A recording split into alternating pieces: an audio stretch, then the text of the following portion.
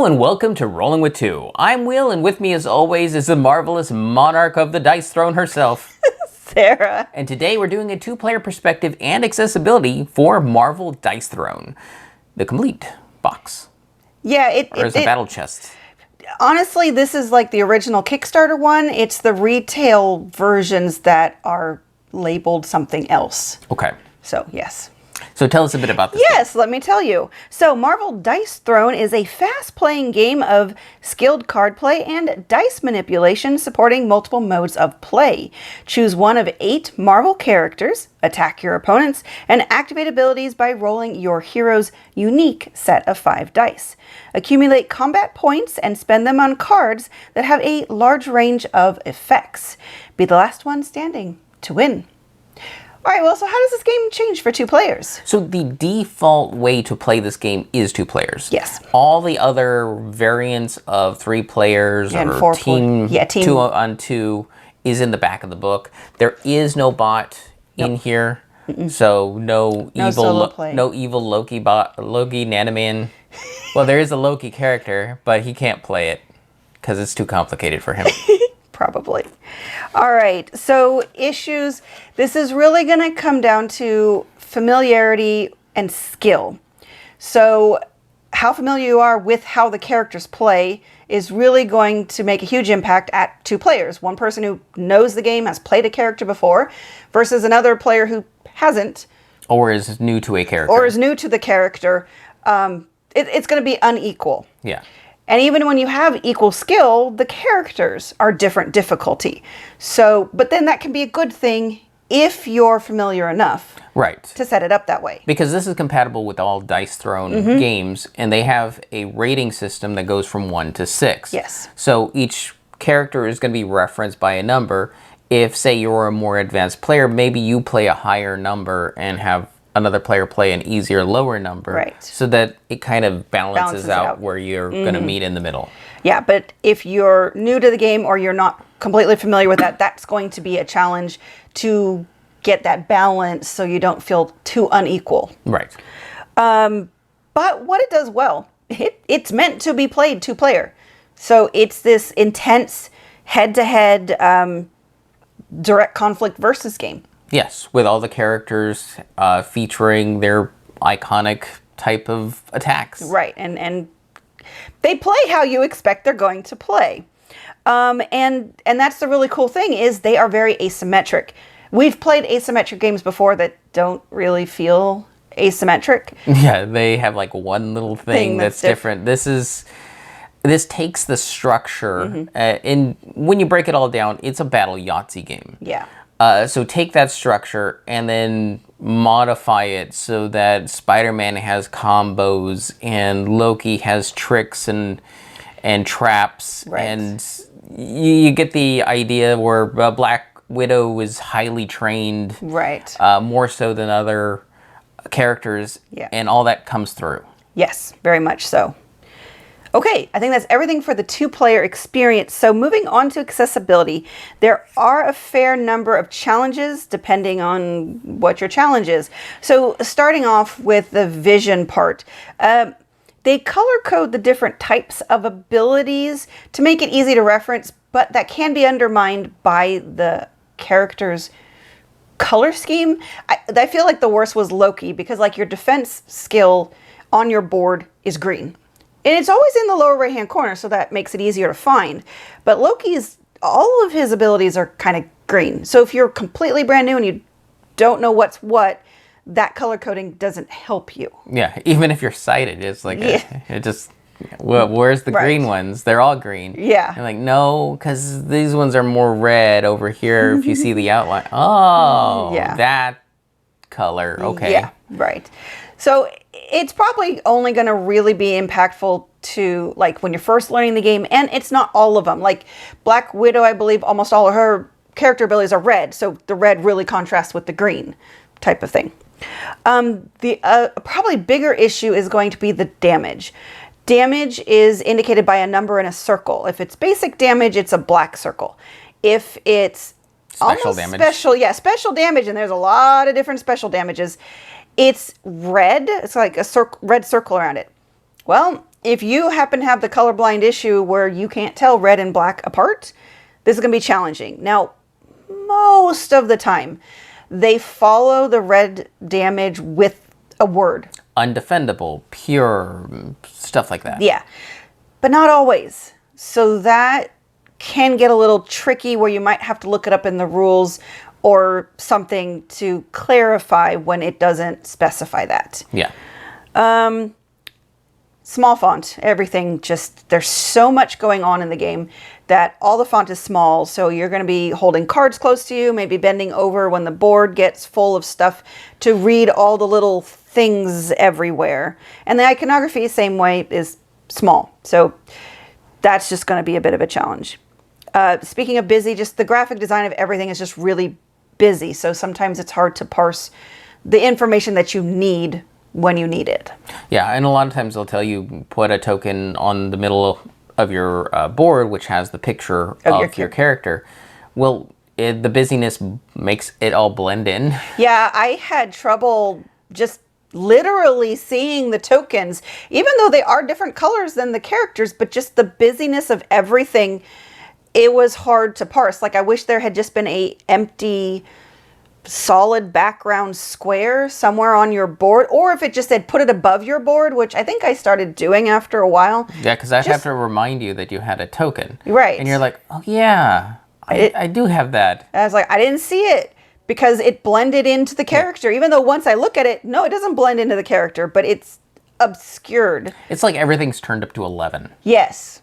So if you're having trouble tracking tokens that are on your board, you might just want to put them above your board so that you can actually see them, because a lot of those trigger at the beginning of your turn. The upkeep, yeah. Upkeep, things like that. Your hand of cards is meant to be hidden. We played it open-handed. It didn't really matter. I was trying to just figure out so many things that were going on that me reading his cards didn't matter. But if you're the type of person that really wants your hand to be kept hidden and you're having trouble reading the cards, this game might be a bit challenging for you. Okay, mobility. You're going to be moving the dials a lot. You're going to be going up and down on the combat point dial. You're mostly going to be going down on the hit point, but there are ways to go back up. So you're going to be handling those a lot. You're also going to be rolling dice a lot. Handing tokens to people. Right. You're going to be dealing with the cards a lot. There's just a lot of interaction because this is a fast-playing game. It just feels intense just because of the pace in which you're interacting with everything. Not that it's always a lot when compared to other games, just other games feel slower in the way that it's going. Cognitive. This is a very dense game. The rulebook does okay trying to put it all out, but there's still a lot of concepts. There's a lot of turns. There's a lot of, phases to the turns. And so some of the terminology can just be really hard to grasp. And you need to learn your character. And you need to learn your opponent or opponents are you playing like multiple players? Because if you don't understand how your opponent character works, you're not going to do as well. Right. Yeah, because the phases are like upkeep, income, main phase 1, roll phase. And roll phase even has an attack and a defend phase in there. Yep. Then main phase 2, then finally cleanup. Yes. So, and your cards will reference when you can even play in which phase. Right. And different tokens will activate on upkeep, like you were saying. Yeah. Or they'll activate on a defense roll, which happens in the roll phase. And keeping all that straight is tricky. It is very tricky. So I think that covers a lot of what is very challenging about this game accessibility-wise. So let's go over what it does well. The iconography, for the most part, is distinct, except that the damage, the black and red, you might have trouble. But all the other icons are distinct. You're not going to mix up any of Black Widow's symbology with anybody else's type of thing. Some of the character tokens are uniquely shaped, not all of them. Everybody seems to have common circle ones, even though what's printed on them does different things, and they are different icons. If you're the type of person who likes uniquely shaped things or needs that because it makes it easier, to play, there's going to be some of them will, some of them won't. The board information is open, so if you're having trouble with anything, somebody can help you with that. Setup is super easy, Will. Yeah, they're trays. So every character has their own tray. You just pull off the top thing, which is the board that gets unfolded. You have cards in one area, just shuffle, you're ready to go. You have your dice in one area, pull them out, get them ready to go, and pull out your tokens. You're done. Yeah. And then same with cleaning up is, well, there's the spot for the tokens, the dials, the cards, the dice, put the board on top, I'm done. Yep. Oh, and the reference sheet. Yes. There's the reference sheet. So yeah, it's all really nicely self-contained. So that is, so for this, the weight of this game, that is a really nice thing that is so easy to set up. And when it does come to hand size, you will be dealing with cards a lot, but your max is 6 cards. So you're still not a lot of cards. But, so for cognitive, like we said, you get a a large sheet that goes over back and front, explaining all of your abilities and clarifying things. You also get a turn order reference card that really helps. Learning curve. On the back of the book. Oh, the back of the book, yes. Reference. Has a quick kind of reference thing. So they do as best as they can to try to give you information to make it easier. Yes. And there is a guide for the character difficulty. So level 2, we have Black Panther, Captain Marvel, and Spider-Man. For level 3, we have Thor. Level 4 is Black Widow, Loki, and Scarlet Witch. And then level 5 is Doctor Strange. Now, obviously, in regular Dice Throne, there's probably level 1s and 6s. But for this box, this is what you'll find in here. Yeah. The last thing is very nice to see that there's a wide representation. I mean, they really could have stuck to, whitewashing this in terms of just having, all white men in there. But you've got, female characters, you've got, different race. It's just really nice to see that they pulled on, I believe this is based on the comic books, if I'm not mistaken. Captain Marvel, that version is usually the movie. Okay. Because Captain Marvel in the comic books was a guy. Okay. And then well, we don't know if there's any current comics. Well, Miss Marvel was the female character, and they kind of blended them together for the movie, right. And that might be also a blending of newer comics. True. But the original comics, yeah, Captain Marvel wasn't a female. Okay. I know when I was looking at Loki, and I haven't read a lot of the newer, actually I don't think I've read any newer comics. I've been wanting to check out some of them. And so looking at Loki, he looks a little bit more like what I've seen in some of the more current comics. Okay. Well, I know the movies were trying to go after the Ultimate line of Marvel. So they did make some revisions to the old stuff. Right. So it's possible that this is... It feels good that it does feel like they modernized the characters and didn't just go with the classic. Right. All right. That's it. All right. Would you recommend this for 2 players? Yes, it's meant to be a 2-player game. Now, if you like head-to-head combat, direct conflict, this is the game for you. Yes. It's also kind of important to note that the style of design in here is what would normally be referred to as Amerithrash. Yes. Where a lot of the characters have specific rules that only apply to them, and it's important to note those little tiny things so everything plays right. It can be tough to learn a game, but it's often more thematic in the narration it creates when you put it on the table. This could be a very immersive, engaging game for 2 players. If it's your style of game. Yeah, I know many people that this is their bag. Oh, yeah. I mean, that's one of the reasons I was looking it up is it was so highly recommended by so many people. Right.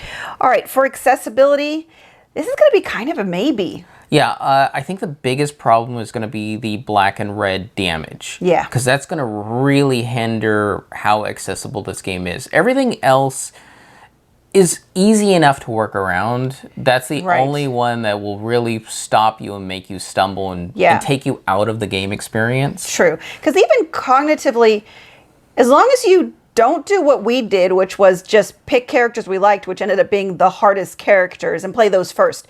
If you actually follow the rating guide and start with some of the level 2s first, I think it can ease you in cognitively to it. Also, if you are familiar with Dice Throne already, you're going to have a much easier time picking this one up and just going. Agreed. All right. All right, that will do it for us. And Sarah, is there anything in here that you feel is missing of the Dice Throne for Marvel? Well, considering we've never played any other Dice Throne, I am not sure. I feel pretty good about the characters it represents. I mean, they can only pick 8. I feel like there's a pretty good 8 to pick. What about you?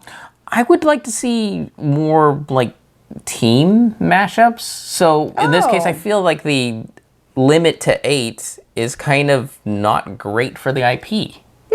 So if they did more, it'd be really neat if they actually did some solid team-ups, and that would make the actual team play, 2 versus 2, more engaging. Yes. I like that. All right, well, that will do it for us. And why would you ever roll with just one when you can be rolling with 2? And remember, if you have any questions, comments, or concerns, you can reach out to us on the various social media platforms at Rolling with 2. That's TWO. We are on Twitter, Facebook, and Instagram. And on YouTube, please like and subscribe. And if you have time, check out the other content Nanaman has found for you. Because remember, he's rolling with you.